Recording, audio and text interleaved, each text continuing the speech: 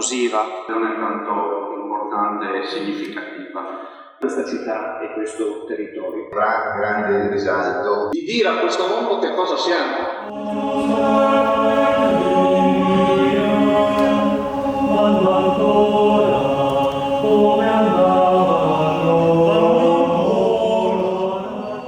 Lasciamo che sia il presente a indicarci come siamo a Dio, per imparare anche come siamo all'uomo. Questo presepio che oggi inauguriamo è una festa di luce. Ed è una prima volta nella storia dell'arte e del mosaico